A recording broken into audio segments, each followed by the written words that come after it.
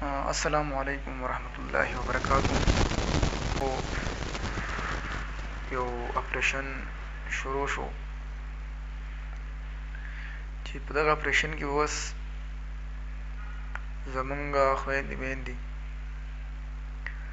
هغه یې پیر بیا سرتورېږي، یعنې هغه بیا په روډونو سرتوري منډې وهي.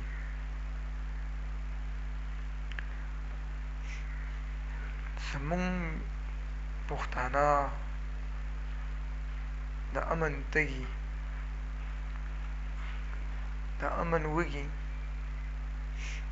چې لا لږ او تندې ختمه شوې وه. او باجوړ کې امن کله راغلی؟ کله یو ملا شهید کېږي، کله بل څوک شهید کېږي، کله یوې پارټۍ څوک شهید کېږي، امن بالکل نشته. اوس چونکې اپریشن سټارټ شو، مونږ به حکومت ته څه ووایو، مونږ به ادارو ته څه ووایو، او چې کوم خلک دا سازش کوي هغو ته مونږ څه ووایو.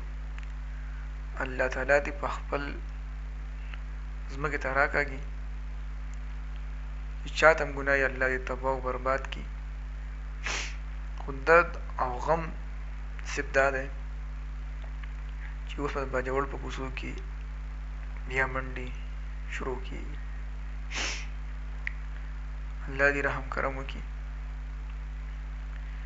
حال د بیانولو نه دی، سړي زړه انتهایي درد کوي، انتهایي تکلیف میلاویږي چې موږ پښتانه په داسې حال کې یو.